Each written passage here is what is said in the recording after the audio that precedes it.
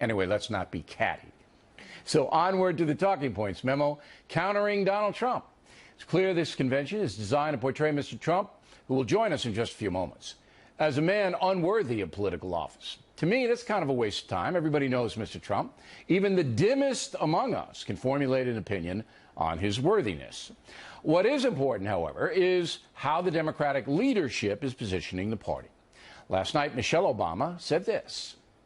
That is the story of this country, the story that has brought me to this stage tonight, the story of generations of people who felt the lash of bondage, the shame of servitude, the sting of segregation, but who kept on striving and hoping and doing what needed to be done so that today I wake up every morning in a house that was built by slaves. Don't let anyone ever tell you that this country isn't great, that somehow we need to make it great again, because this right now is the greatest country on earth. The First Lady directly repudiating the Republican mantra that the USA is in decline. By the way, I'll deal with Mrs. Obama's slave White House analysis in the tip of the day later on.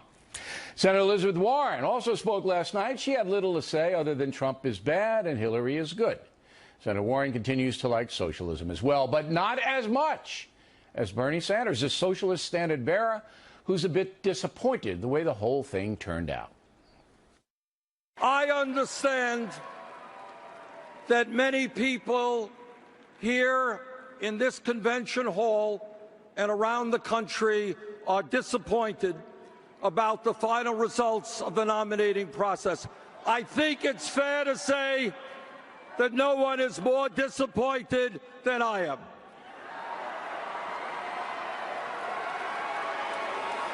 But to all of our supporters here and around the country, I hope you take enormous pride in the historical accomplishments we have achieved. Talking Points is not quite sure what historical accomplishments have been achieved. But it is kind of stunning that about 43% of Democratic primary voters want a socialist in the White House. Again, that's not an accomplishment, that is a mystery. To be sure, Bernie Sanders is not a phony. He's a feisty, honest guy. But he would absolutely take over the private economy if he were president, telling each and every American what they can earn, what they can keep. Anyway, Bernie Sanders, history for the moment. And Hillary Clinton has received her party's nomination for president. The first American woman in history to do so. Like her or not, that is an accomplishment. But whether she can effectively counter Donald Trump is all that matters right now. And that's the memo. Now for the top story. Just a few hours ago, I spoke with Mr. Trump, who was in Florida. So the Democratic convention so far has been to counter you and your themes. Number one is that President Obama saved the country from a depression, that he inherited such a bad economic condition in 2008 that the economy's not his fault, and he actually saved us from Armageddon. You buying any of that? No, because it was going to work out, Bill. It always works out. We always have bad periods, and that was a bad period, but we've had many of them, and frankly, it works out. And they could have done things a lot differently, and our recovery has been a very weak recovery. You look at the recovery, it's the weakest recovery in history. It's the weakest recovery on record. And you look at joblessness, and I'm not talking about the phony 5% number. I'm talking about the 21 or 22%. That is the real number where people can't find jobs, they can't find work, where we're losing our jobs and our factories and everything else to other countries, including Mexico. So, you know the real numbers. You see the real numbers. Yeah, I mean, the numbers aren't good, but it's an interesting argument because it's speculative and nobody can see. You can't deny how bad it was with Lehman Brothers folding and all of that and a lot of panic. But on the other hand, 8 years is 8 years, and I tend to agree that the economy should be better than it is now. What about the minimum wage? You got hammered on that by Bernie Sanders last night. What's your vision for a federal minimum wage? How much? Well, he lied last night. I mean, it was a total lie, and everybody said it. In fact, some of the folks on your network said, wow, that was really a lie. He said that I wanted to go less than minimum wage. This is a new one because I'm the one Republican that said in some cases we have to go more than minimum wage. Well, give me a number. I like is states. Give me a number. Well, let me give you a concept because I think it's a good concept. You go with the states. Let the states make the determination. Because if you take New York, it's very expensive to live in New York, and they need more than $7, $8, $9. So you go with the states. But the states have the authority now to do that. But there has to be a federal minimum wage. They do. What would you set the federal minimum wage There doesn't have to be. Well, I would leave it and raise it somewhat. You need to help people, and I know it's not very Republican to say. Well, give me $10. People, but 10? I would say 10. I would say 10. But with the understanding that somebody like me is going to bring back jobs, I don't want people to be in that $10 category for very long. But the thing is, Bill, let the states make the deal. Yeah, but they do have the right to do that now because you could have a state that raises it to 15. And I would also, and this is just an aside, teenagers could make a little bit less, first job if you're 17, to get them in the workforce. But anyway, let's go on to... well, let me just finish because a friend of mine is a tremendous employer. And what he did is he said by raising it and by doing certain things, it took the incentive. He pays people an incentive basis. If they're really good, he gives them incentive. Nobody's ever heard of this before, but a lot of companies do it. Yeah, I know. And he said by raising it, they already get the incentive. No, I believe it should be raised. But when Bernie Sanders said that I want to go less than what the minimum wage, I mean, honestly, Bill, these people are lying so much. And every fact checker said Trump never said that. So what you got you on the record is $10 minimum wage federally, and states can do what they want. No, you have me on record as saying the states are going to raise it higher than that. Yeah, and they can if they want. Climate change. They said that you called climate change a hoax. Is that true? I want clean air and I want clean water. And if you look at what's going on in China and all of these other countries that talk, but they laugh behind our back at what we're doing, we want clean air, clean water. I've gotten many environmental awards. Believe me, I know what I'm talking about. But we have to have crystal clear water and crystal clean air. Okay, but did you ever call climate change a hoax?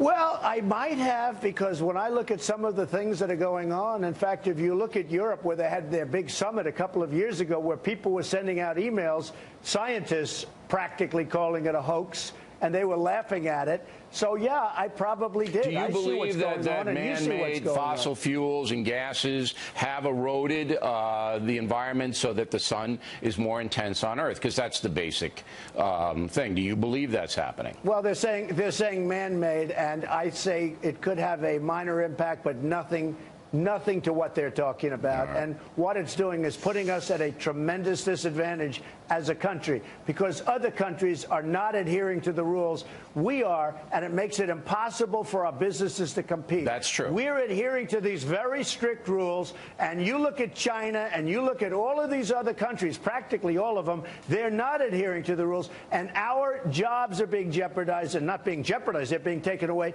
Our companies are unable to compete. All right.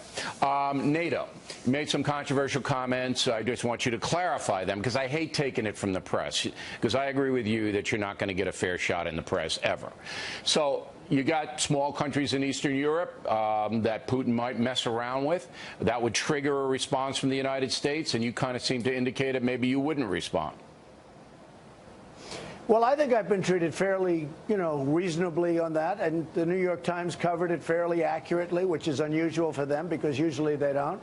The fact is we are protecting so many countries that are not paying for the protection. They're not living up to the bargain. They're not living up to their agreement. We have an agreement. We're going to protect countries. And I like NATO. I like the concept of NATO.